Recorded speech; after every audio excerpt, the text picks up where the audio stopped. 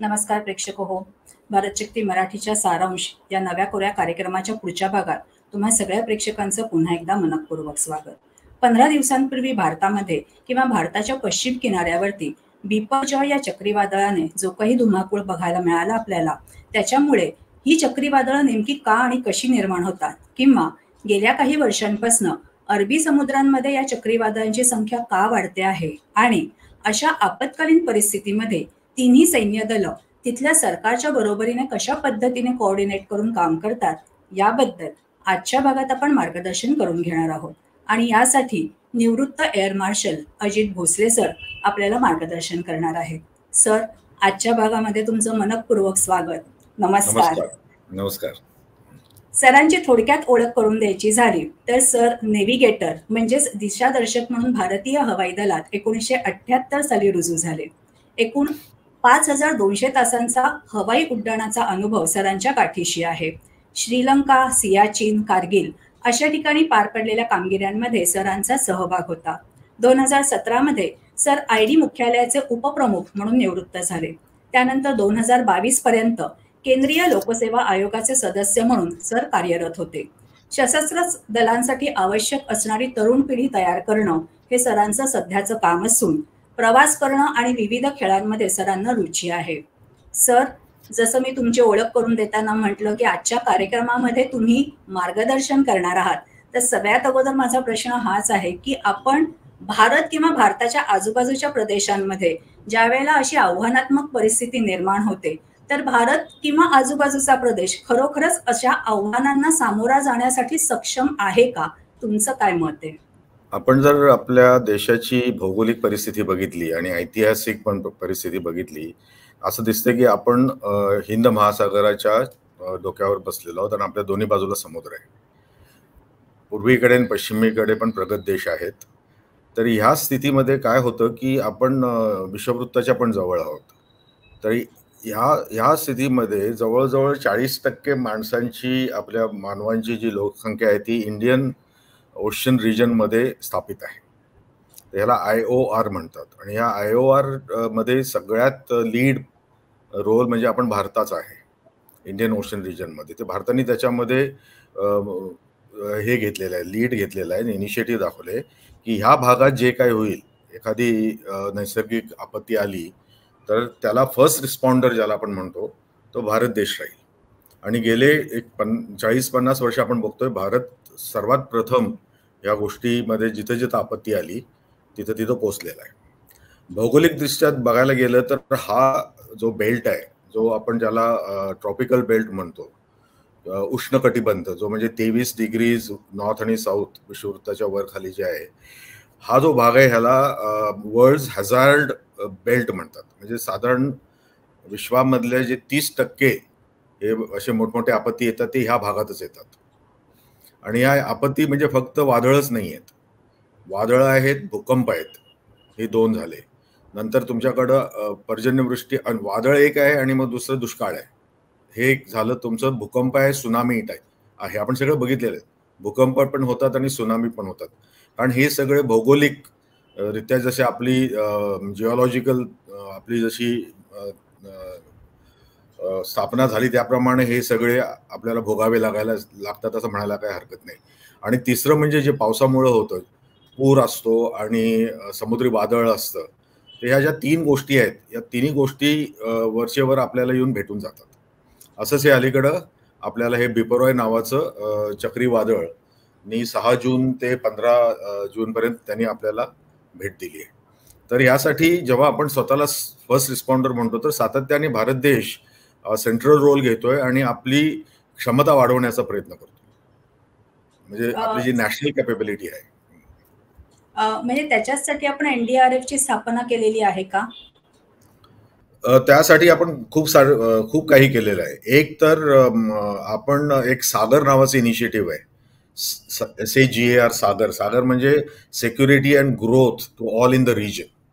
अच्छा, हे जे इनिशिएटिव्ह आहे याच्यामध्ये आपण संपूर्ण देशांना IORला सांगतोय की तुमचा मोठा भाऊ इथं आहे आणि मी तुम्हाला सिक्युरिटी आणि ग्रोथची मी तुमच्यासाठी अशी परिस्थिती निर्माण करणार आहे. तर त्यासाठी आपल्याकडं गृह मंत्रालयाखाली एक नॅशनल डिझास्टर मॅनेजमेंट अथॉरिटी तयार झाली, NDMA 2004च्या आसपास ही तयार झाली. आणि त्याच्या खाली फोर्स म्हणून नॅशनल डिझास्टर रिस्पॉन्स फोर्स म्हणून NDRF म्हणून एक फोर्स तयार झाला. हे सगळे त्यावेळी झाले की ज्यामुळे आपल्यासाठी प्रत्येक वेळी आपल्याला लष्कराला किंवा पोलिसांना किंवा NGOना बोलवायचं जरूर नाही, म्हणून असा एक ट्रेन्ड आणि इक्विप्ड असा एक फोर्स तयार झालेला आहे.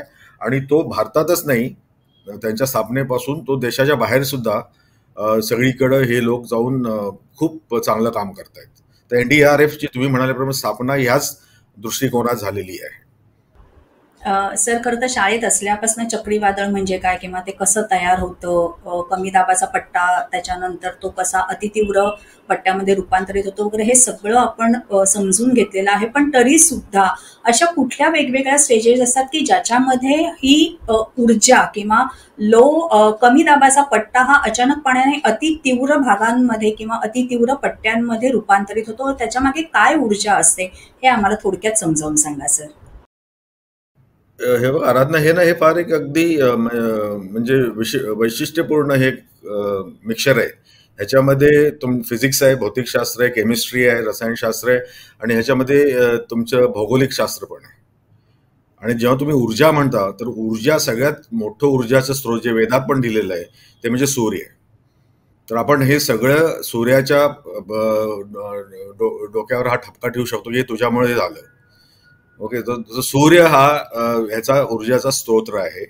आणि आपण ज्या उष्ण कटिबंधामध्ये राहतो, जिथं म्हणजे सूर्याचं उत्तरेकडे आणि दक्षिणेकडे जे गमन होतं, 23 डिग्री नॉर्थ, कर्क आणि मकर हे आपले जे विषुववृत्ताच्या दोन्हीकडे आहेत, ह्याला आपण उष्ण कटिबंध म्हणतो किंवा ट्रॉपिक्स म्हणतो. तर आणि हे सगळ्या ह्याच्या भोवती होणाऱ्या ज्या हालचाली आहेत ह्याला ट्रॉपिकल सायक्लॉनिक स्टॉर्म्स म्हणतो, म्हणजे उष्ण कटिबंध चक्रीय वादळ. सायक्लॉनिक कारण हे गोल आहे म्हणून. तर ते का तसं नाव पडलं तर कोण एक पॅडिंग्टन नावाचा एक ब्रिटिशर होता, मेट्रोलॉजिस्ट, ब्रिटिश काळाला कलकत्त्याच्या ऑफिसमध्ये होता. तर त्यांनी ते जेव्हा ते बघितलं तर त्याला ते असे सापांच्या वेटोळ्यासारखं वाटलं. तर सायक्लॉस म्हणजे सापांचे वेटोळे असं हा ग्रीक शब्द आहे, त्याच्यावरून त्यांनी ह्याचं नाव सायक्लॉन ठेवलं. आणि ह्याच प्रकाराला दुसरीकडं म्हणजे अमेरिकेमध्ये आणि पॅसिफिकमध्ये त्याचं नाव हरिकेन आणि टायफून आहे.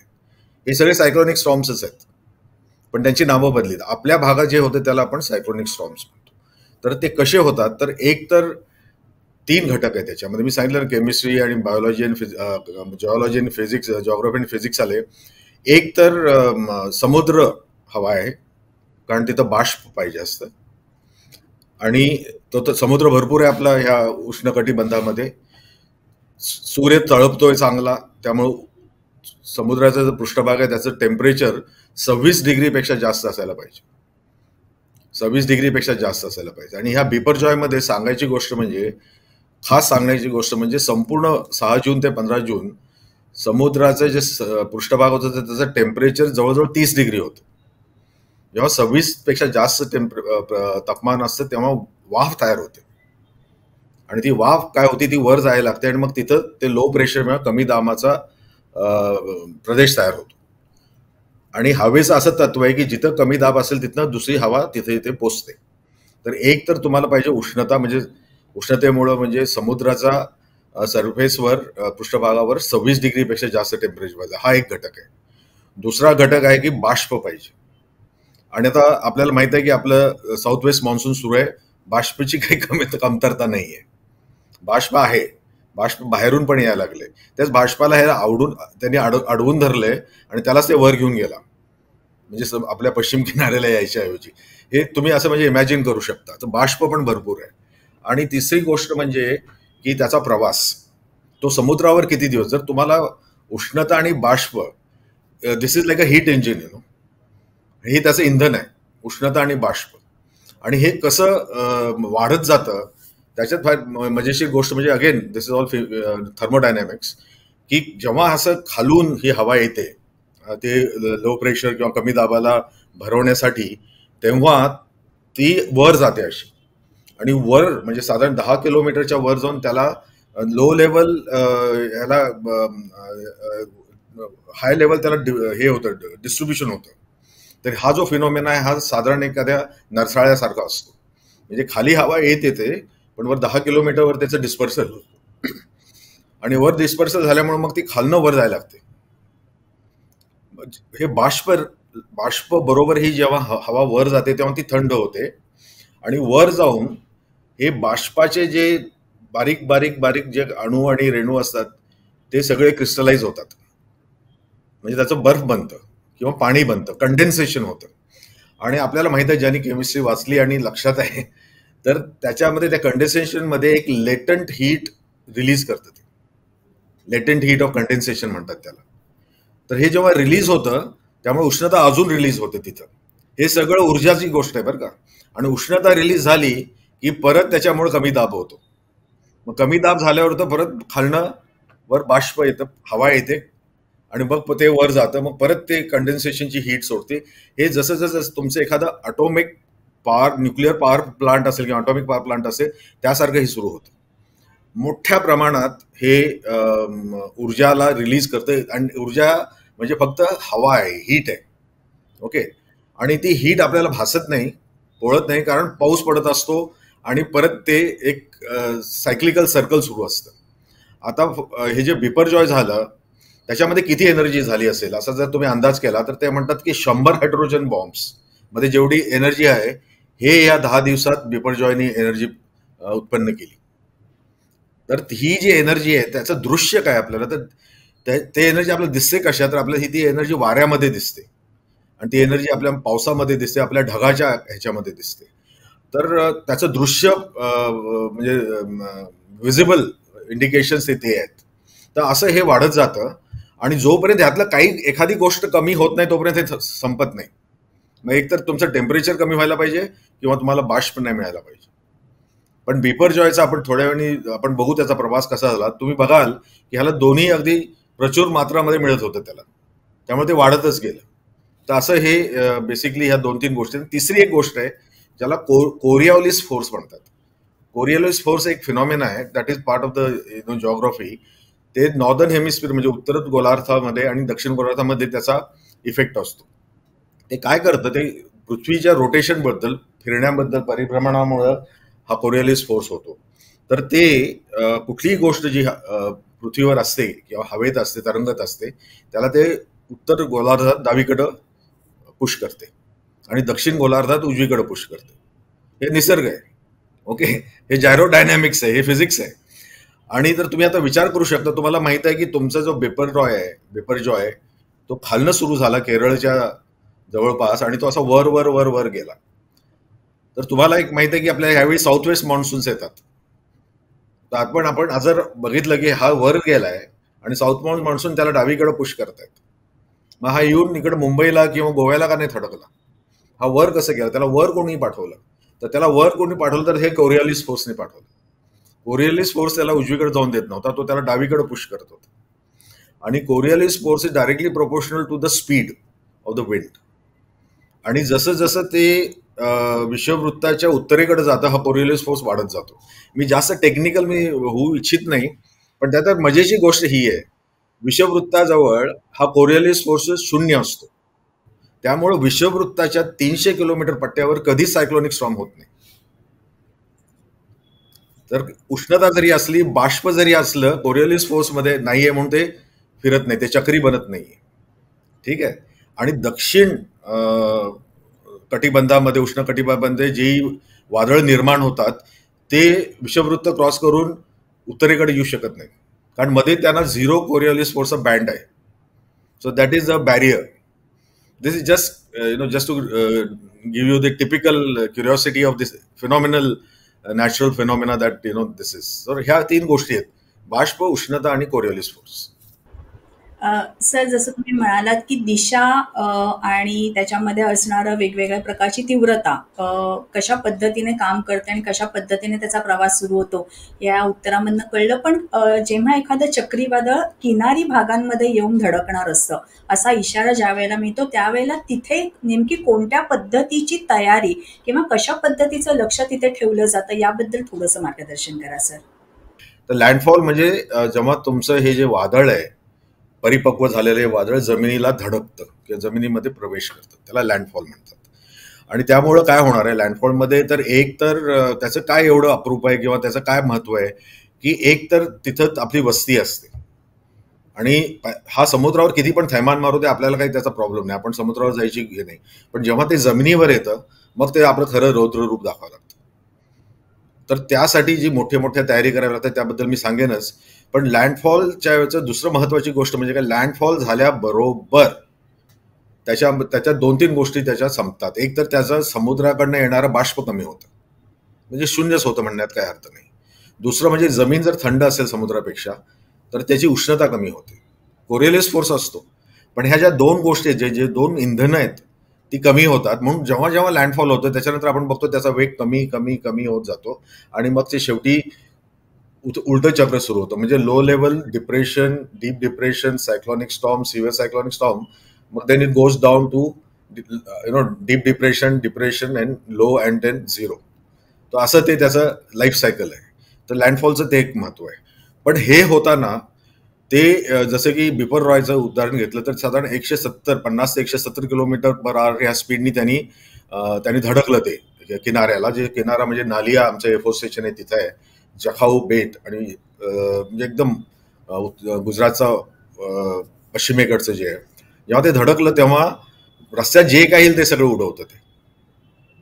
म्हणजे हे आपले जे मालमत्तेला हानी होते, समुद्र किनाराची खप होते किंवा धूप होते, त्याच्यात कटिंग येतात, टायडल वेव्हज येतात आणि समुद्र किनाऱ्यावर जे काही असेल ते सगळं ते वाहून जातं. पाऊस तर भरपूर पडतोच. तुमचे विजेचे खांब, तुमचे रुळं किंवा तुमचे जे एअरपोर्ट्स असतील हे सगळं बंद करावं लागतं किंवा ते उन्मळून गेलेले असतात, पॉवर सप्लाय नसतो. तर ते हाहाकार असं ते तिकडे सगळीकडे त्याचा पसरतो. तर त्यासाठी SOPs बनलेले आहेत. आता आपल्याला 6 जून पासून ते 15 जून पर्यंत वेळ होता. नॉर्मली सायक्लॉनिक स्टॉर्म्स 5-6 दिवसात येऊन थडकतात, बे ऑफ बेंगॉल मधले खास करून. तर ह्या 5-6 दिवसामध्ये आपण काय, लो लेवल डिप्रेशन झाल्याप्रमाणे Indian met department comes in to action आणि मग ते green, yellow, orange and red warning issue करतात. ग्रीन म्हणजे की ओके ठीक आहे, ऑरेंज म्हणजे ओके सतर्क राहावा, येलो म्हणजे तयारीत राहावा आणि रेड म्हणजे get in to action, take action. तर हे आणि मग नंतर it goes down, further down and they bring down this alert levels. हे अलर्ट तयार झाल्याबरोबर जे SOPs आहेत, स्टँडर्ड ऑपरेटिंग प्रोसिजर्स आहेत, त्याची सुरुवात होती. म्हणजे लोकांचं स्थलांतरण करतात, सगळ्यांना हलवतात, अशा सुखरूप ठिकाणी घेऊन जातात, मच्छीमारांना सांगतात तुम्ही बाहेर जाऊ नका. ऑल दीज थिंग्स हे सगळे सुरू होतं आधीपासून. आणि आपल्या ज्या बोटी असतात इन्क्लुडिंग म्हणजे नेव्हीच्या किंवा आपली विमान असेल, विमानतळ बंद पडतात किंवा त्यांना विमानांना बाहेर फ्लाय आउट करतात. दळणवळण सगळं बंद होतं. लोकांना बेसिकली जे त्यांना इमर्जन्सीज असतात, ज्यांना मेडिकल कंडिशन्स असतात. आता तुम्हाला एक माहीतच झालं असेल की साधारण 1200च्या आसपास गर्भवती स्त्रियांना हलवलं होतं, त्यातले काही 721 बाळ जन्मलेली आहेत. ह्या म्हणजे आणि हे का होऊ शकलं आणि सुखरूपपणे त्यांनी प्रसूती झालेली त्यांची, कारण ही सगळी तयारी आधीपासून होती. तर सगळ्यात चांगली SOP बघायला गेलं तर ते ओरिसाची आहे. कारण ओरिसामध्ये जितके चक्रीवादळ येतात तितके ह्या भागात येत नाही आणि तो आपण विषय नंतर बोलणारच आहोत. तर तिथं त्यांची जी SOP आहे त्यामुळं आणि म्हणजे ओरिसा गव्हर्नमेंटला त्यासाठी पाठीवर शाबाशी द्यायला पाहिजे. गेले 5-6 वर्ष त्यांनी ही राबवलेली आहे. तर जवळजवळ 30% नुकसान कमी होतं, 70% कमी होतं, बाकी 30% अनएक्सपेक्टेड. तर ते एक तयारी असती की संपूर्ण. मग तिथं जसं की 18 NDRF टीम्स तिथं पोहोचल्या होत्या, भारतीय लष्कर होतं, भारतीय नेव्ही, कोस्ट गार्ड्स, एअरफोर्स हे सगळे तैनात असतात. तर ती तयारी असते. सर, आता तुम्ही ओरिसा राज्याचा उल्लेख केला, त्याच्याच म्हणजे पुढे जाऊन मला असा प्रश्न विचारायचा आहे की बंगालच्या उपसागराच्या जवळचं हे राज्य आणि नेहमी असं बघितलं गेलं की बंगालच्या उपसागरामध्ये सगळ्यात पहिल्यांदा किंवा दरवर्षी कुठलं ना कुठलं तरी एक तरी किमान चक्रीवादळ तयार होतं. काय कारण आहेत याच्या मागची? त्याचं कारण अजून पण म्हणजे म्हणायचं तर त्याचं पण फिजिक्स, केमिस्ट्री आणि जिओग्राफी येते. तर त्याचं असं आहे की बंगालचा जो उपसागर आहे तर त्याची खोली तो उथळ आहे. अरबी सागर जो आहे तो खोल आहे. तर आपला अरबी सागर जो खोल असल्यामुळं तिथली पाण्याची जी पृष्ठभागाचं जे तापमान आहे ते बंगाली उपसागरापेक्षा थोडं थंड आहे. म्हणजे 26 डिग्रीच्या आसपास आहे. इथलं जे सरासरी आहे उथळ असल्यामुळं, कारण तापतं ते एकाच प्रमाणात तापतं. तर उथळ असल्यामुळं तुम्हाला माहित आहे, एखाद्या भांड्यात उथळ पाणी असतं ते लगेच गरम होतं, तर ते नेहमीच जास्त असतं. एक तर तो भाग आहे, म्हणजे उष्णता आहे आणि त्यामुळे बाष्प आहे. सो इट इज म्हणजे आयडियल कंडिशन आहे, बेटर दॅन आपला अरबी समुद्र. दुसरी महत्वाची गोष्ट म्हणजे काय की हे जे कमी दाबाचा तिथं जे सुरू होते ते अंदमानच्या जवळचा जो समुद्र आहे तिथंच सुरुवात होते आणि मग ते जनरली ते वाढत वाढत जाऊन डिप्रेशन आणि चक्रीवादळ वगैरे होतं. पण अजून त्यापेक्षा जास्त म्हणजे जे वेस्ट पॅसिफिक, नॉर्थ वेस्ट पॅसिफिक्समध्ये जे वादळं होतात, म्हणजे त्याला टायफून आणि हरिकेन्स म्हणतात, त्यांच्या उरले सुरलेले भाग असे भटकत भटकत या बाजूला येतात.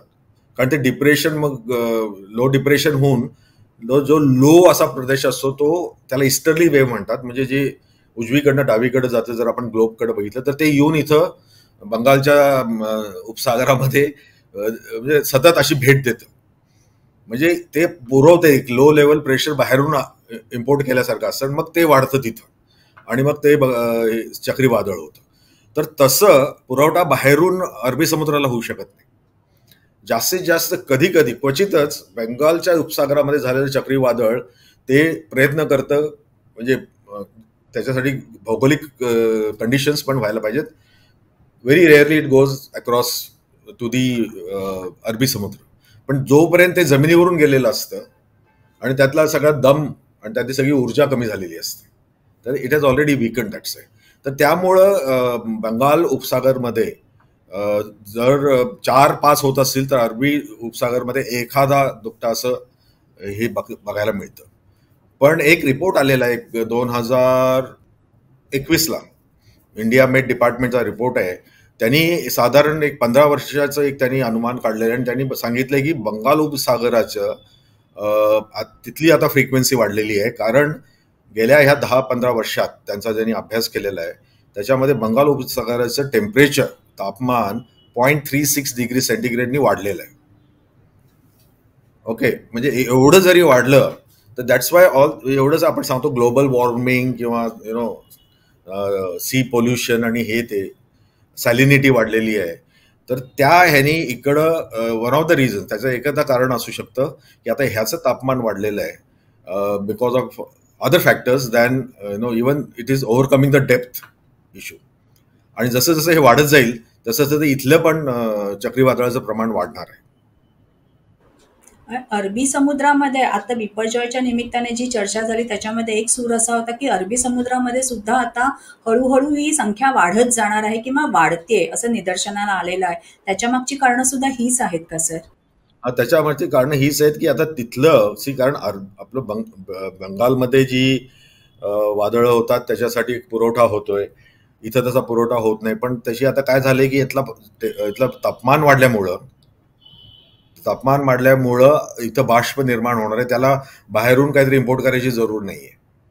आणि अरबी समुद्राचं असं आहे की त्याला जेव्हा तुम्हाला आता मान्सूनमध्ये ते कधी होत नाहीये, it is just come before the monsoon if you notice. कारण जेव्हा मान्सूनमध्ये जेव्हा असा सतत असा पावसाचा आणि असा प्रवाह होतो तेव्हा समुद्र थंड झालेला असतो. ह्या बिपरजॉयने अगदी वेळ साधून तो आलेला आहे, कारण अजून थंड झालेलं नाहीये, भरपूर बाष्प आहे, समुद्र गरम आहे आणि त्यांनी मग सुरुवात केलेली आहे. आता तुम्हाला बिपरजॉय अरबी समुद्रात सापडणार नाही जोपर्यंत पाऊस संपत नाही, कळलं का तुम्हाला? तर तसं जेव्हा जेव्हा टेम्परेचर वाढत जाईल तसं तसं अरबी समुद्रामध्ये पण फ्रिक्वेन्सी वाढेल. पण ही फ्रिक्वेन्सी बेंगॉल उपसागरामध्ये होण्यापेक्षा वाढणार नाही, कारण बेंगॉल उपसागरामध्ये आयतं त्यांना असं एक लो प्रेशरचा एक सप्लाय मिळत राहतो, जे वेस्ट पॅसिफिक पासून उरले सुरलेले लो प्रेशर्स इकडे येतात. तर त्याची भौगोलिक परिस्थिती वेगळी आहे, इथली भौगोलिक परिस्थिती वेगळी आहे. सर, जसं आता बिपरजॉय हे नाव नेहमी असा प्रश्न असतो की ही वेगवेगळी, त्याच्या अगोदर तोक्ते नावाचं एक वादळ येऊन गेलं, आताचं बिपरजॉय, तर ही नावं या चक्रीवादळांना नेमकी कशी आणि कोण देतं याच्याबद्दल मार्गदर्शन करा. आता हे ऍक्च्युली आपल्या मॅनेजमेंटच्या सोयीप्रमाणे केलेलं आहे लोकांनी. आधी यांना काही नावं वगैरे नव्हती. तर साधारण जी सरकारी यंत्रणा आहे, जी आपत्ती निवारणची एजन्सीज आहेत, त्यांचं आणि जनतेचं हे जे संपर्क असतो त्याच्यामध्ये एखाद्या गोष्टीला, आणि हे वादळं आता 4-5 किंवा 10 दिवस राहतात, तर काहीतरी रेफरन्स पॉईंट म्हणून त्यांना अशी वेगवेगळी नावं दिलेली आहेत. ही नावं बदलत असतात आणि ती कशी कोण देतं काय देतं ते पण मी सांगेन. तर पहिल्यांदा असं काही नव्हतं. तर हे नाव द्यायला सुरुवात झाली ऑस्ट्रेलियामध्ये ही पहिल्यांदा सुरुवात झाली होती काहीतरी 20व्या शतकाच्या सुरुवातीला. तर ते तिथं लोकांना कुणाला ही समुद्री वादळं आवडत नाहीत हे काही सांगायची जरूर नाही. म्हणून तिथले जे कोळी लोक होते ते ह्या वादळांना नावं कुणाची द्यायला लागले माहिती आहे ना, ते सांगायला लागले की जिथले तिकडचे पॉलिटिशियन्स होते आणि ते पण व्हाईट पॉलिटिशियन्स त्यांची नावं द्यायला लागले ते की आपण समजा एक mister x is a white politician, तर त्याला त्याचं नाव द्यायला सुरुवात केली की हे म्हणजे रावण आहे म्हणा किंवा दुर्योधन आहे असं काहीतरी नावं द्यायला सुरुवात केली होती त्या लोकांनी. पुढं जेव्हा दुसऱ्या महायुद्धात अमेरिकन मरीन्स आणि अमेरिकन नेव्हीनी पण अशी नावं द्यायला सुरुवात केली, कारण तेव्हा तोपर्यंत ते सगळीकडे पसरले होते आणि नोईंग अमेरिकन्स ते नॉर्मली अशा ह्याला वादळांना आपल्या बायकोचे किंवा मैत्रिणीची नावं द्यायला लागले. ओके, म्हणजे असं आढळून येतं की दुसऱ्या वर्ल्ड वॉर म्हणजे 1945च्या आसपास मग ते सगळं जे वर्ल्ड मेट्रोलॉजिकल ऑर्गनायझेशन आहे जे अंडर UN आहे, तर त्यांनी विचार केला की हे आपण सगळं फॉर्मलाइज करायला पाहिजे. मग 2000 मध्ये त्यांनी ठरवलं की आपण पॅसिफिक मधले जे देश आहेत जे ह्या वादळांच्यामुळं अफेक्टेड आहेत, जे हरिकेन आणि टायफून, तर त्या देशांना आपण संधी देऊ की ते पण क्रमशः वादळांना नावं देऊ शकतील आणि त्याच्यामध्ये अशी न्यूट्रल नावं असायला पाहिजे, कॉन्ट्रोवर्शियल नावं नाही असायला पाहिजे. आणि पुढे 2004 मध्ये भारताने पण त्याच्यामध्ये भाग घेतला आणि IOR मधले जे लोक आहेत म्हणजे इंडियन ओशन रिजन मध्ये तिथल्या लोकांनी टायफून कमिटी जी WMO ची टायफून कमिटी आहे वर्ल्ड मेट्रोलॉजिकल ऑर्गनायझेशन, तर त्याच्यामध्ये भाग घेतला. त्याच्यामध्ये पाकिस्तान, श्रीलंका, बांगलादेश आहे, भारत आहे, मालदीव आहे, ओमान आहे. तर ही सगळी देश आपल्या IOR मधले देश आहेत. आणि मग झाडं, फुलं किंवा फळं असे न्यूट्रल गोष्टींना अशी नावं द्यायची ठरवली. तो प्रत्येक देशाला मुभा आहे की काही पण नाव तुम्ही देऊ शकता. तर हे जे बिपरजॉय आहे त्याला बिपॉरजॉय आहे, ऍक्च्युली हे बेंगॉली नाव आहे, बांगलादेशचं नाव आहे. बिपॉर म्हणजे विपरीत, म्हणजे it is not happiness, it is calamity, विपदा. तर ते विपदाचं बांगलादेशचं Biparjoy. Okay, so this is actually they named it like हे कॅलॅमिटी आहे, विपदा आहे. आणि ते खरंच ही विपदा आपल्याला ठरली, त्यांना ठरली नाही, पण तसं ते आता बिपरजॉय नाव आहे. तर पुढचं एक तिथे एक टेबल आहे देशाचं आणि कुठलं नाव आहे, तर ते क्रमशः असं ते नाव देत जातात. हा, दुसरी गोष्ट म्हणजे जर तुम्हाला वाटलं की तुम्ही पण एखादं नाव द्यावं, कारण भारतचं इंडिया मेट डिपार्टमेंट जे आहे भारताचं हवामान तज्ञाचं, ते त्यांचा जो डायरेक्टर जनरलचं ऑफिस आहे दिल्लीमध्ये लोधी रोडला, तर तिथं हे ठरवतात. तर त्यांनी एक पोर्टल उघडलेलं आहे, हे सगळ्यांना माहिती व्हायचं महत्वाचं आहे. तर त्या पोर्टलमध्ये तुम्ही नावं सजेस्ट करू शकता. कुठलाही नागरिक, भारतीय नागरिक म्हणतो की मला हे नाव द्यावं वाटतंय, मग ते हे सगळे नाव शॉर्टलिस्ट करून त्यातली काही नावं ते सिलेक्ट करून ते देतील सुद्धा. तर हे तो इंडिया मेट डिपार्टमेंट डायरेक्टर जनरल इंडिया मेट IMD लोधी रोड दिल्लीला आहे. त्या वेबसाईटवर तुम्ही जर पाठवलं तर कदाचित तुम्ही जे बारसं केलंय त्याप्रमाणे नाव देता येईल. हे पण एक फार इंटरेस्टिंग फॅक्ट आहे.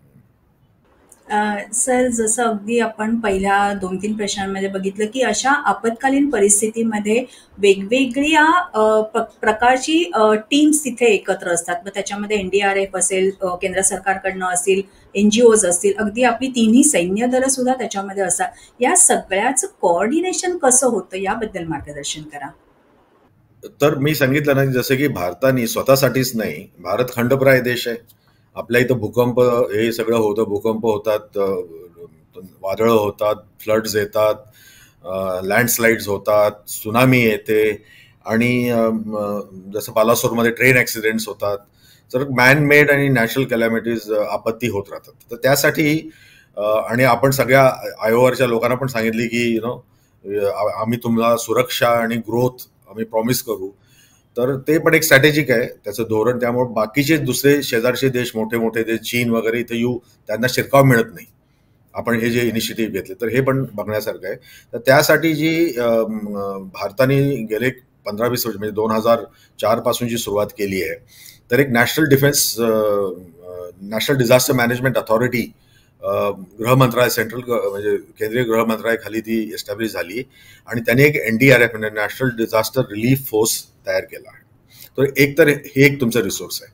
तर त्याच्यामध्ये इक्विपमेंट असते, त्याच्यामध्ये ट्रेन मॅन पॉवर असते. That is one part. Second is your arm forces. Arm forces तुम्हाला माहिती आहे एकत्रीकरण झाले ते इंटिग्रेटेड डिफेन्स स्टाफ, ज्याच्यामध्ये दॅट वॉज हेडिंग ड्युरिंग 15-16. तर तिथं आर्मी, नेव्ही, एअरफोर्स हे तिन्ही फोर्सेस इन्क्लुडिंग कोस्ट गार्ड त्यांचं एक समन्वय करतं.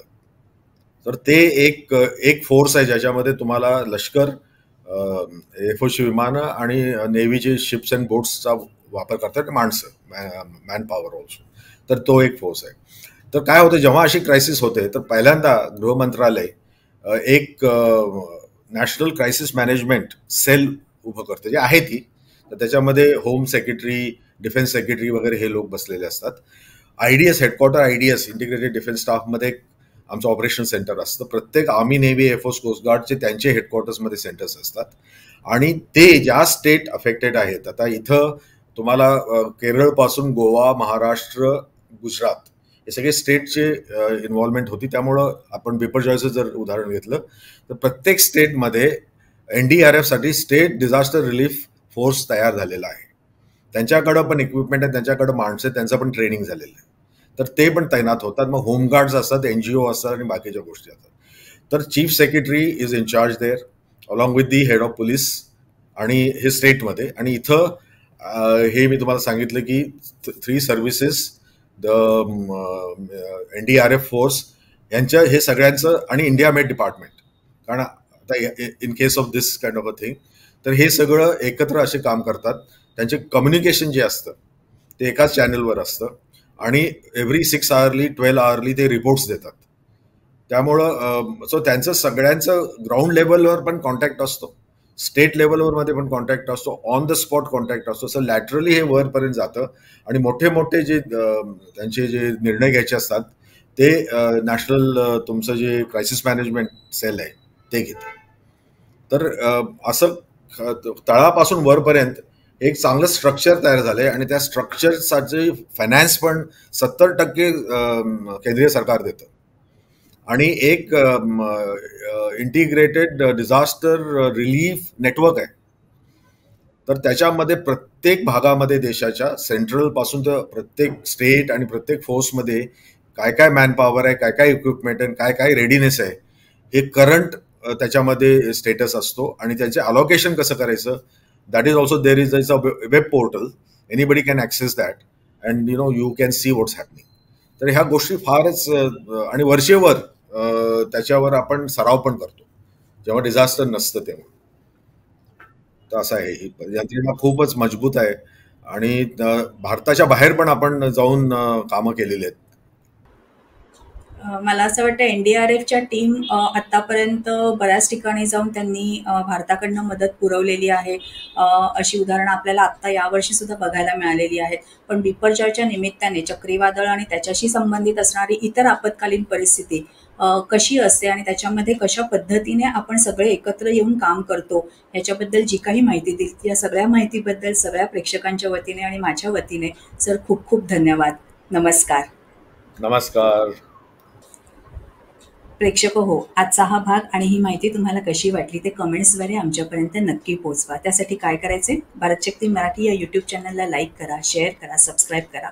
याशिवाय इतर सोशल मीडिया प्लॅटफॉर्मना सुद्धा तुम्ही फॉलो करत असाल अशी आम्हाला आशा आहे.